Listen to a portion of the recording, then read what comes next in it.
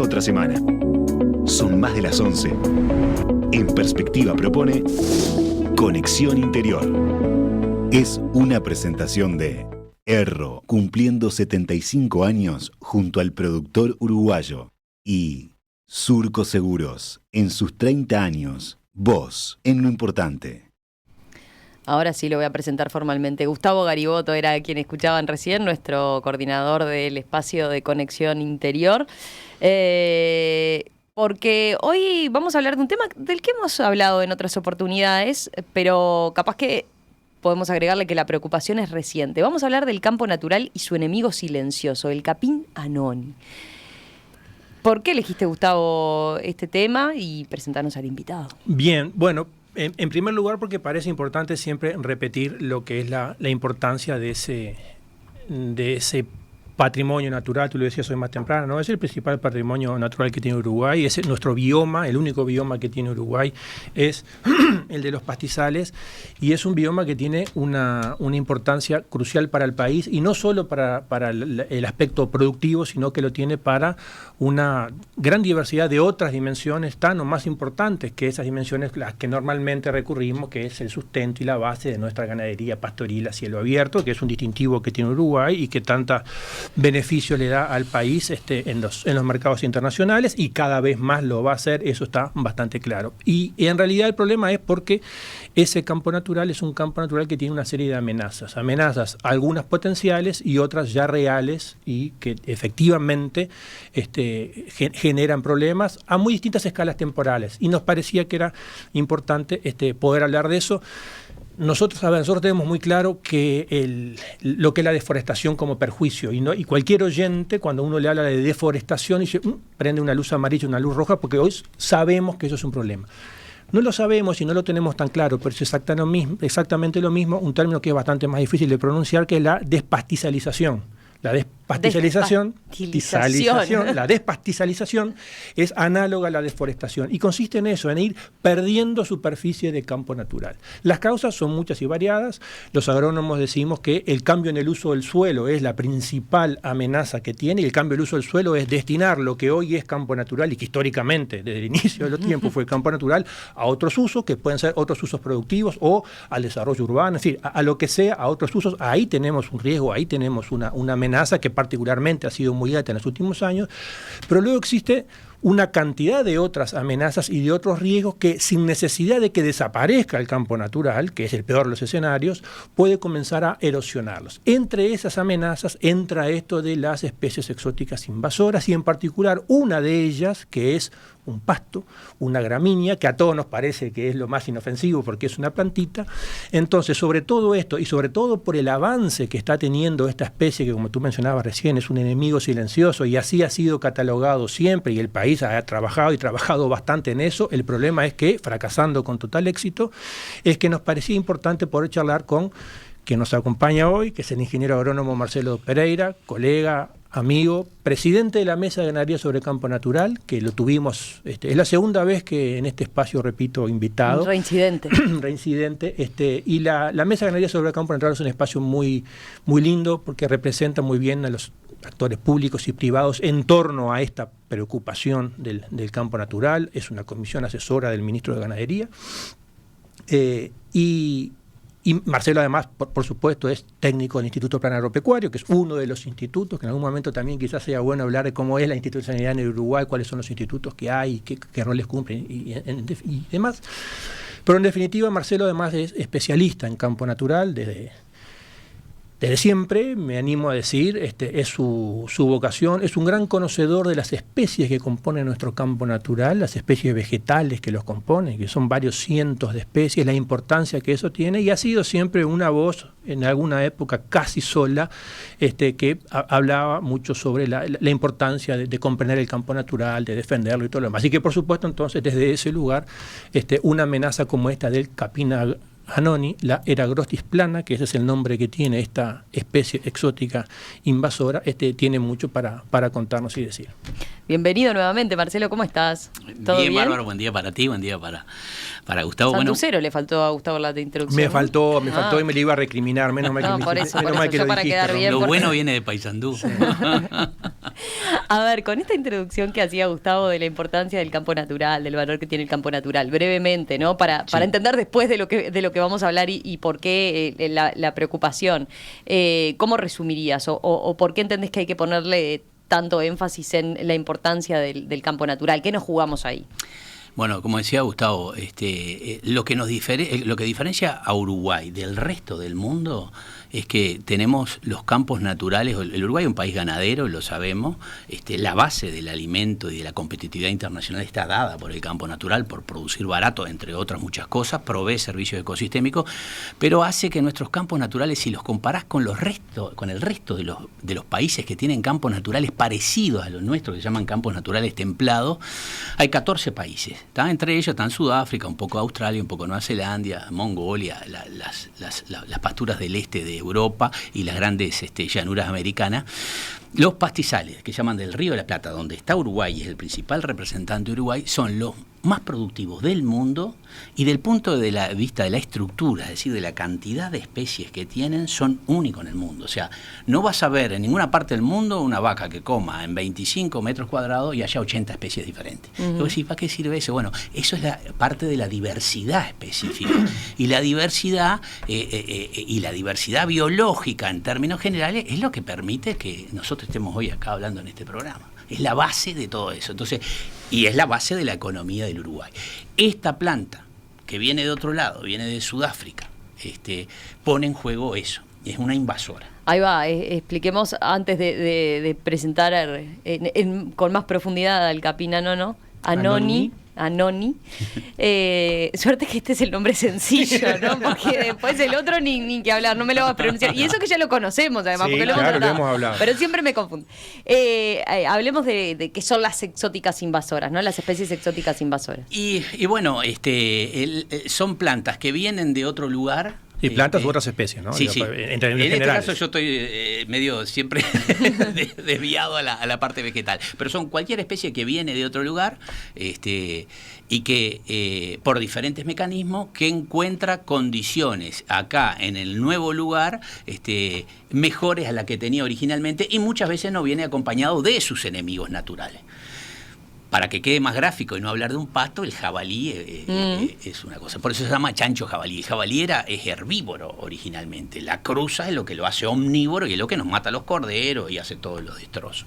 Ahora, en su segundo viaje, Colón trajo la caña de azúcar.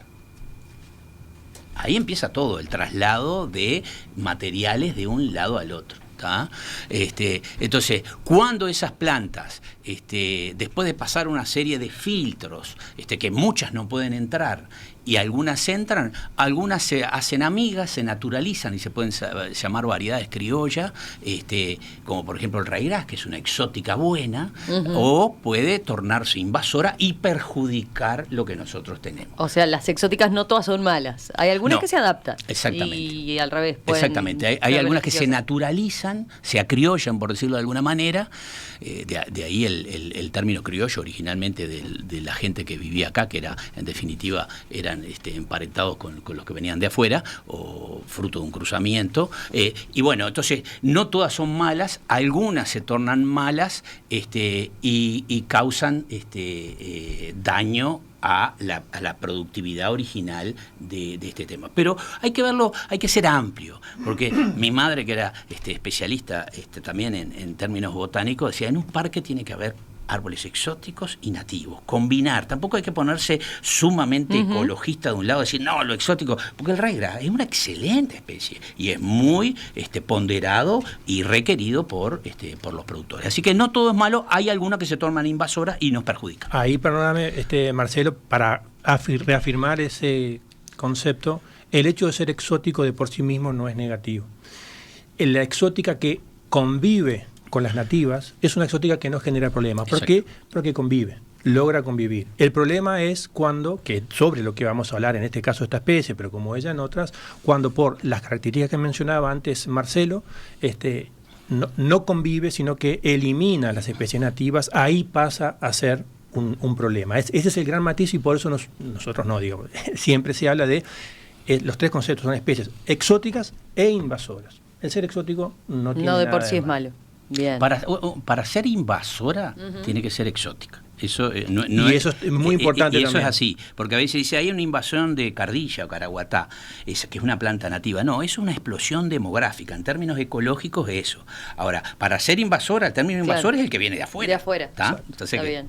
Exacto. Bien, perfecto. Marcelo, profundicemos ahora sí en el Capina noni. Vos comentabas algo, ¿no? Se introduce, su origen es de África. ¿Cómo llega? Mirá. Llega a Brasil, ¿no? Llega a Brasil en la década del 50. Se piensa que viene del sur de África como participante de la fracción malezas de una importación que se hace a una estación experimental de semilla que se llamaba Chloris gallana, que es una subtropical, y de Eragrostis curula, que es pasto llorón. Dos especies que se quieren probar africanas en el Brasil, viene como maleza. A la estación Tupanciretá del sur de Río Grande del Sur. Luego una persona que se llama Ernesto Anoni ve ese pasto, que es un pasto, si lo ves, es precioso, porque es alto, un verde alimonado. Exactamente, ese que vemos ahí lo en la estamos transmisión viendo, para verde los que alimonado, están siguiendo la transmisión en la sobresale web. en general. En esa foto, perdón Marcelo, en esa foto, Sí, que, ahí es se en ve que es clarito, en el medio de una sequía, ahí lo que se ve es una de las cualidades que hace de por qué es invasor. Exactamente. En el medio de una sequía, donde el campo natural que está en la vuelta está prácticamente, no muerto, pero está sí. muy inactivo, Muy castigado se lo y- ve a él verde, Lozano. reluciente, lozano y grande. Exacto, entonces esas características que él vio, y este señor Ernesto Anoni, José Ernesto Anoni, había tenido éxito con otro pasto al cual le había puesto Capina noni 1, que era Setaria vaginata, a le ponen Capina noni 2, ¿tá?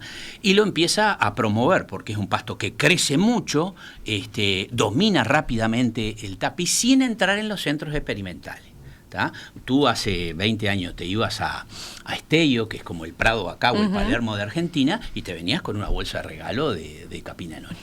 Ernesto Anoni trabajó acá en Uruguay y plantó Anoni en Tacuarembó. O sea que, y hay referencia que se ha plantado Anoni en otros lados. Ahora, esa planta que puede tener raíces hasta 2 metros, que produce 40.000 semillas. ¿Hasta 2 metros? Sí. Si el suelo es bueno, puede irse hasta 2 metros de la raíz. Produce 40.000 semillas por estación de crecimiento y tiene lo que se llama poder alelopático. Segrega sustancias con poder alelopático, son sustancias que afectan, en este caso negativa, porque puede haber efectos positivos, a las especies acompañantes. Entonces, el Capina Anoni lo que empieza es colonizando, elimina la vegetación nativa, ¿tá?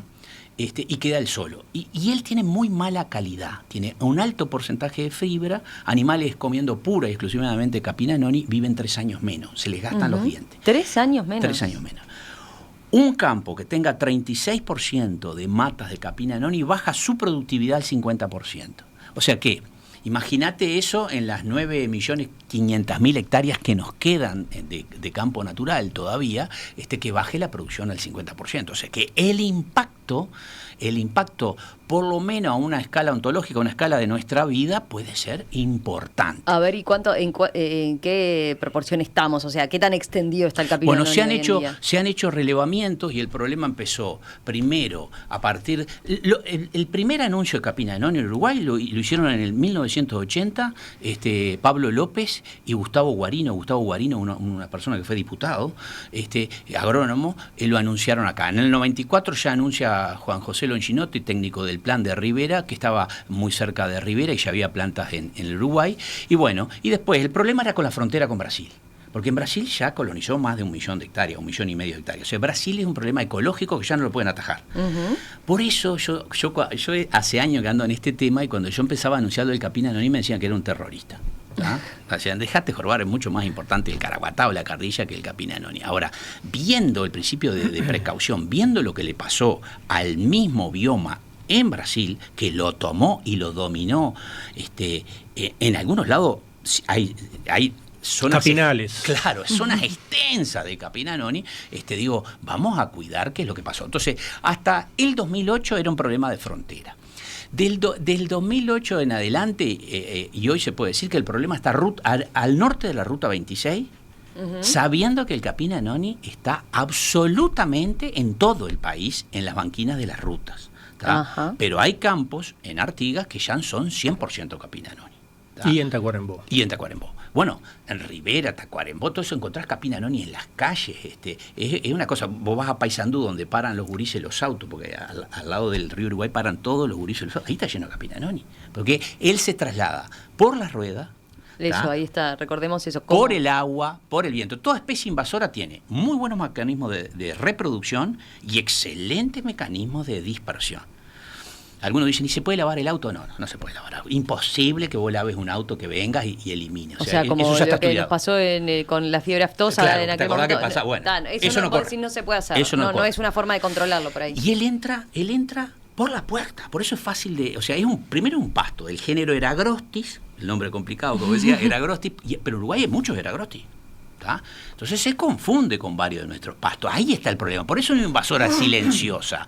Nadie aprende. Digo, es fácil aprender, pero si no te lo enseñan, no aprendés y vos te crees que es otro pasto más. Entonces silenciosamente entra por el camino de entrada, por el embarcadero, y ahí empieza a colonizar. Es una maleza que entra por la puerta del establecimiento.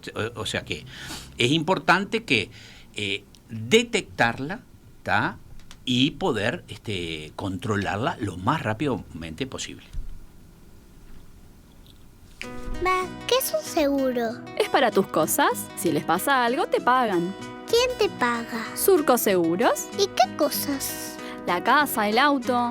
¿Quién más asegura en Surco? Los vecinos, sus cultivos del campo. ¿Y vos, Agüe? Seguro de vida desde mucho antes que vos nacieras. Se siguen sumando generaciones que confían. Cumplimos 30 años cumpliendo. Surco Seguros. Vos en lo importante. En Erro, brindamos soluciones, tecnología e innovación para toda la cadena productiva. Somos una empresa pujante que trabajamos arduamente en la alianza con las marcas líderes en el mundo para satisfacer las demandas del mercado actual. Erro, una empresa 100% familiar cumpliendo 75 años junto al productor uruguayo. Gustavo, teníamos más preguntas. Teníamos más preguntas con el invitado de hoy, Marcelo Pereira, que estamos hablando sobre Capina Noni. Vos al pasar mencionabas de esos datos que son lindos para recordar, que un campo con una infestación de Capina Noni reduce la vida de los animales, y dijiste al pasar por el desgaste. Pero, a ver, explica un poquito más. ¿Cuál es el perjuicio que genera y por qué genera ese perjuicio en los animales? Y, en definitiva, es un material muy fibroso, de muy mala calidad, y en términos camperos, eso es como comer un alambre. Entonces, eso en definitiva hace que el animal, si está obligado y no tiene más nada, lo come. Y come la semilla, y la semilla se difunde o se traslada a través del tracto digestivo, de las heces, todo eso. Y eso produce un desgaste. ¿Desgaste de qué? De los dientes. De los dientes. De los dientes, Exacto. claro, un desgaste de los dientes. De los dientes. Entonces, si una vaca normalmente vive 8 o 9 años, le pone dientes postizos, vive hasta los 18. Claro. Entonces, el desgaste de... Pero eso está bueno para contarlo, porque el principal motivo de refugo, que es cuando se sacan los animales del rodeo, es lo que se llama el diente gasto. Tanto en ovejas como en vacas es porque se gastaron los dientes. Al gastarse los dientes, no puede seguir con su pastoreo normal. Bueno, esta especie lo que hace es aumentar ese proceso y por lo tanto reducir la vida útil de ese animal. Porque 3 años dijiste aproximadamente. Sí. Y el primer rubro que se joroba, entre comillas, es el rubro ovino. O sea, el rubro ovino, las ovejas le cuesta comer el Capina Noni, porque en realidad a la oveja no le gusta comer los pastos altos. Y el Capina Noni, en definitiva, por ser de menor calidad, como ven ahí en la foto, inmediatamente se destaca del tapiz y queda como una mata alta. Entonces, siempre me preguntan, ¿y el ovino no? El ovino es el primer rubro que se complica cuando empieza a haber este pasto, el Capina Noni, en los campos. ¿Y solo es complicado para la ganadería o también para la agricultura u otras actividades? Sí, el problema es que si tú tenés campos profundos, tierrudos, una de las soluciones es hacer agricultura. Te complica todo el sistema y en realidad uno puede hacer una rotación tiene que entrar en un sistema que no estaba previsto. Eso significa, me acuerdo que el profesor Millot, un profesor que nos educó a todo eso, decía que una rotación es una manera ordenada de gastar plata. O sea que una rotación es una rotación agrícola donde se suceden cultivos, claro, los cultivos con una fase de pastura, ¿no? Exactamente. Entonces, es una visión muy extremista para los que somos poco gastadores. Entonces, tenés que entrar en un sistema que no estaba previsto, tenés que empezar a gastar plata, eso complica todo. Ahora, en lugares donde hay piedra, ¿cómo haces? No podés pasar rotativa, no podés pasar herbicida en forma generalizada, complica todo. Entonces, en ese sentido entras en un sistema mucho más costoso. Y del punto de vista de la imagen del Uruguay natural, empezar a echar herbicida tampoco es bueno. Bueno, ahí ya estamos entrando en cómo combatirlo, ¿no? Pero te iba a preguntar antes, también venimos de una de las características que tiene el Capinanoni es justamente en épocas de sequía es como que avanza más o se fortalece en relación a las otras pobres plantas, ¿no? Y venimos de 3 años, veníamos de seca importante, bueno, eso hace que hoy en día tenga otra importancia. Es exactamente como tú decís. En las sequías se generan ventanas de oportunidad para que el Capinanoni entre. La vegetación de campo natural se debilita, entonces es como que le allana el camino. Lo único que lo perjudica el Capinanoni es la competencia por sombra. O sea, en la forestación, adentro de la forestación no entran los callejones, o sea, todo lo que le haga sombra. Entonces, todos aquellos tapices que estén debilitados, sobrepastoreados, donde se echa herbicida, son ventanas de oportunidad. Y además, en la seca se crean vías alternativas de entrada de la semilla. Ustedes lo han anunciado en el programa, porque se anuncia es que se habilita el pastoreo de rutas en la sequía. El ganado sale y tiene la obligación de dormir adentro. Entonces cosecha semilla y la trae para dentro del campo. Entonces es una manera de introducir la semilla. Si no se tiene en cuenta de hacer como un área de cuarentena, por decirlo de alguna manera, estamos metiendo. Entonces por eso en cada sequía se producen escalones. Y realmente venimos de 3 años de sequía y yo lo tengo que expresar. Me causó mucha tristeza recorriendo un camino hace poco del kilómetro de la ruta 26 en Paysandú, del 160 hasta el pueblito Morató, que es el paradigma de la naturaleza o de la naturalidad, campos de basalto excelentemente bien conservado, pero un camino vecinal lleno de Capinanoni. En 3 años que no recorría ese camino. Entonces, la dinámica de las invasiones tienen al principio una dinámica lenta, que en Brasil demoró 28 años. Y después una dinámica que tiene un crecimiento que es inatajable, que se llama crecimiento exponencial. En el Uruguay ya entró en el crecimiento exponencial. O sea que tenemos todavía la posibilidad de decir, bueno, está en todas las banquinas de la ruta. Bueno, en muchos lugares, muchísimo, diría que la mayoría todavía no entró adentro de los campos. Pero hay campos con 100%, como decía hoy Gustavo. Debemos controlar eso, que no entra dentro del campo. ¿Por qué? Y porque el primero que se perjudica, en este orden lo voy a decir, es el productor y después el país. Pero el primero que se perjudica es el productor. Y ahí cuando Marcelo dice tenemos que hacer, creo que es importante señalar que no es que no hayamos hecho nada, el país ha hecho y ha hecho mucho. El país en el año 2008 se hizo un decreto, el decreto 68, que puso al Capinanoni como problema e hizo algo que solemos hacer mucho los uruguayos, que es redactar excelentes normas creyendo que con eso es suficiente. Y la prueba está, recién lo decía Marcelo, que a partir del año 2008 se hizo un crecimiento exponencial, empezó en esa fase exponencial. Con lo cual queda claro que no, está muy bien el decreto, es muy importante el decreto, pero no alcanza con un decreto. Pero también se han hecho muchísimas campañas. El Instituto Plano Agropecuario, donde trabaja Marcelo, el INIA, Facultad de Agronomía, es decir, pero muchísimo lo que se ha hecho. El problema que tenemos es que con eso no alcanza. Y sobre todo lo que no alcanza es seguir haciendo lo mismo. Nosotros no podemos seguir haciendo jornadas, haciendo talleres, porque eso hay que seguirlo haciendo, pero tenemos que saber que eso no es suficiente, ¿no? Y a ver, uno de los problemas que tenemos con esto es que aún no lo sabemos reconocer. La inmensa, y lo voy a decir así, me hago cargo, la inmensa mayoría de los productores no saben diferenciar el Capinanoni de otras especies de gramínea que son muy similares, pero que no tienen los perjuicios del Capinanoni. Los ingenieros agrónomos tampoco saben reconocer al Capinanoni, y no es que no se los enseñaron. me consta, acá estuvo Pablo Boyano, profesor grado 5 de Facultad de Agronomía, me consta que se les enseña. El asunto es que no alcanza que vos lo escuches una vez o que lo veas una vez. Vos para aprender tenés que vivirlo. Entonces, tampoco podemos salir a todos los problemas, porque si no viviríamos como personas, ¿no? Yo me reí la semana pasada, estuvo Carlos con el tema de la garrapata. Sí, bueno, pero tenemos que poderlo jerarquizar. Y este problema, y ese es el énfasis que queríamos dar en esto, es un problema realmente grave, porque es un problema que está empezando en esa fase exponencial, pero que afortunadamente todavía hay posibilidades no de estar libres. Yo en esto creo que ya hay parte de la película que se perdió, no de estar libre, pero que como productores no dejemos que esto ingrese a nuestros campos. Y eso es una responsabilidad del productor, que no pretende hacerla exclusiva del productor ni otorgarle a él únicamente la responsabilidad.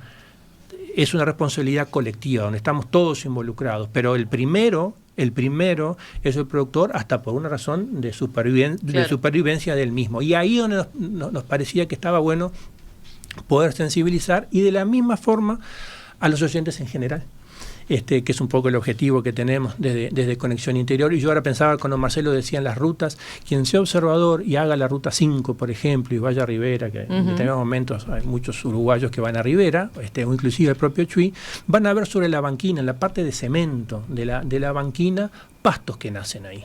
Hay pastos que nacen en el medio del cemento. 99% que ese pasto es Capina noni. ¿Es guapo? Es súper guapo, es súper guapo. Entonces, en definitiva, yendo un poco a cuáles son las soluciones, recién lo decía Marcelo, y sobre esto, entonces es la pregunta, Marcelo, tú mencionabas, él avanza donde hay suelo desnudo. Donde hay suelo desnudo es suelo donde no está el tapiz general, y decías otra cosa muy importante, que lo controla es el sombreado.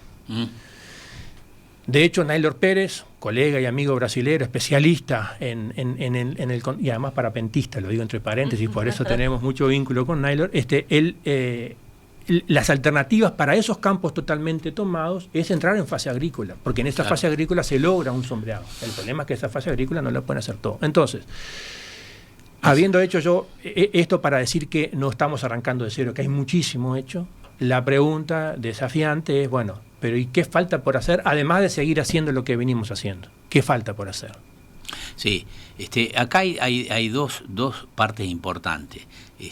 Primero, el problema es de todos, ¿tá? Eso es decirlo claro. Hay en caminos y rutas, hay en el entorno de 600.000 hectáreas. Hay como el Instituto Nacional de Colonización, es la estancia más grande del Uruguay entre caminos y rutas. Y bueno, y después está todo el campo. Entonces, hay responsabilidades del ministerio y hay responsabilidades de los productores. Ahora, si no nos ponemos a trabajar en conjunto, uno trabaja y el otro no trabaja, no sirve para nada. Entonces, todos tenemos que involucrarnos, inclusive la prensa, porque la prensa es un gran mecanismo de difundir esto, que me animo a decir que no se han dado menos de 1000 charlas. Y sin embargo, el diagnóstico es lo que dice, es lo que dice. Ahora, una cosa, ¿cuál es el sueño? Es que la gente lo empiece a identificar y lo controle. ¿Tá? ¿Cómo?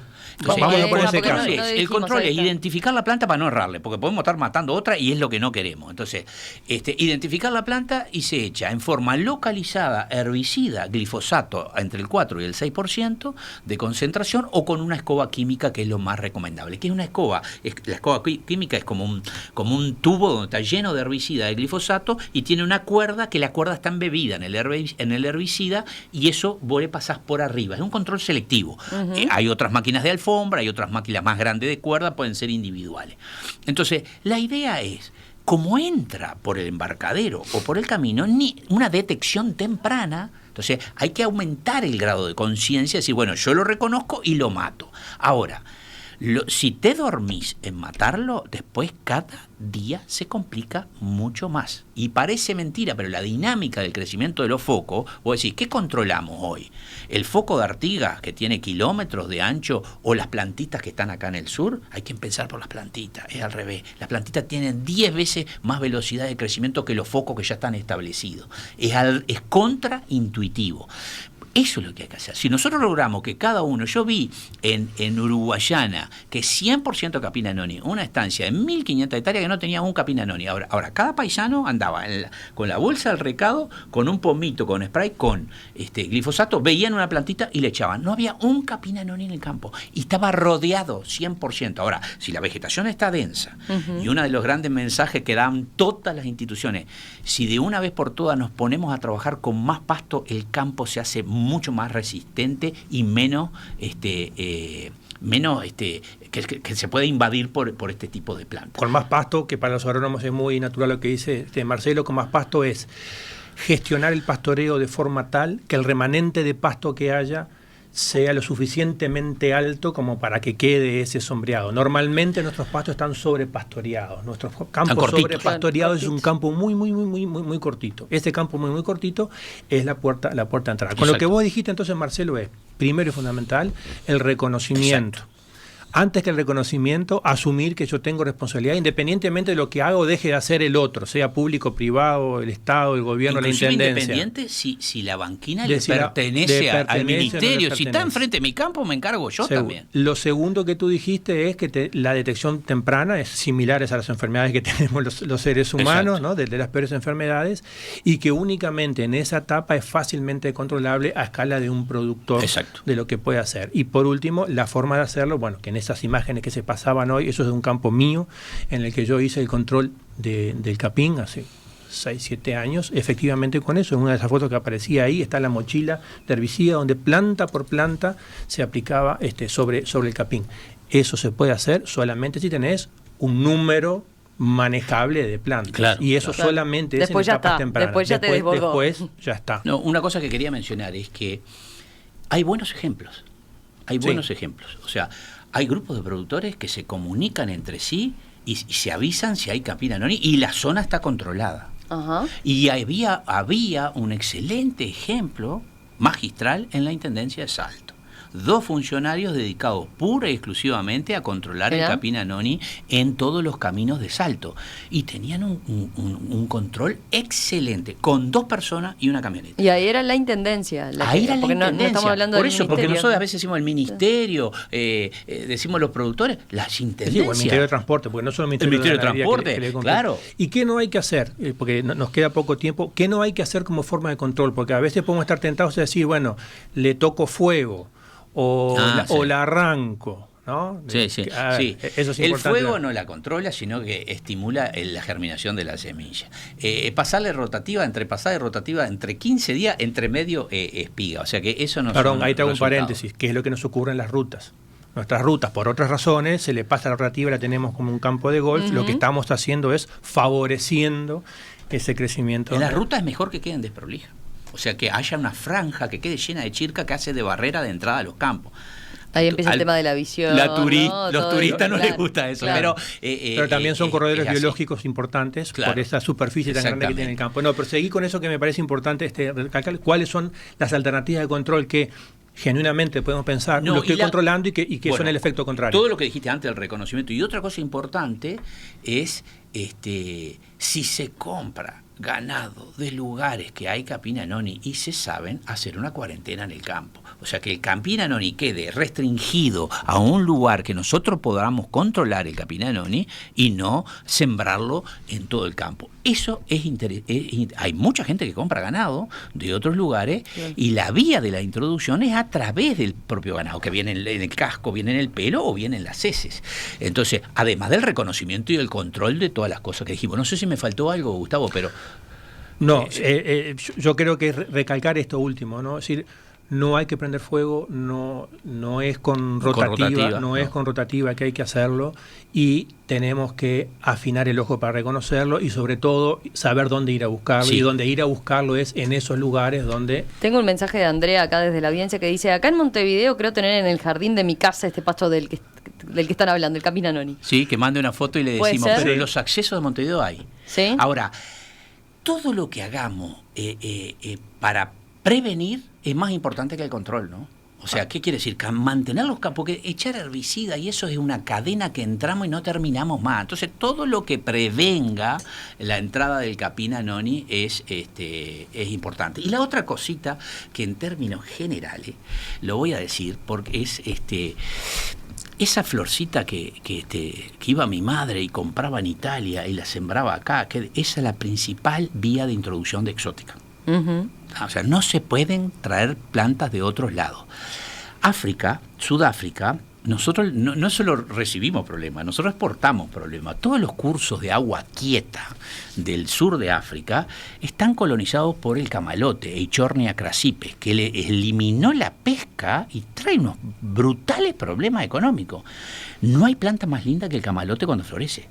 Se lo llevaron como ornamental, esa y la lantana cámara, que es otra especie que le llaman flor de España, que es nativa de acá de esta zona, está causando unos destrozos allá. O sea que no solo recibimos, sino que nosotros exportamos. Entonces, esa vía, y hay otra planta que se está destacando que va a ser, tal vez, yo no sé si la velocidad con la que viene no lo va a superar el Capina noni, o no lo está superando, es el Senecio madagascariensis. Atenti.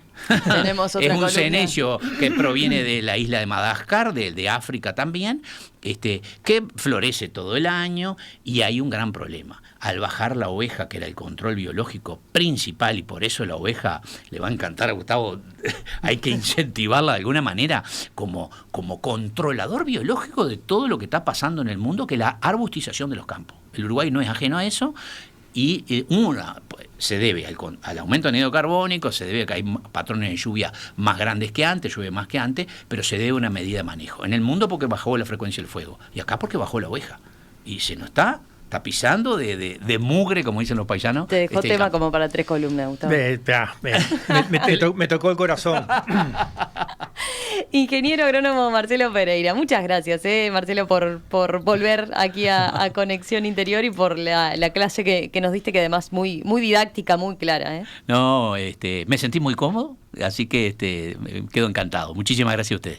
Gracias. Gustavo, gracias. ¿Nos reencontramos? Nos vemos en ¿Tomás 15 alguno días. de estos temas entonces próximamente? Están todos están en están agenda, pero tenemos otros ya. Gracias, Gustavo. Nos reencontramos. Nos vemos, chau.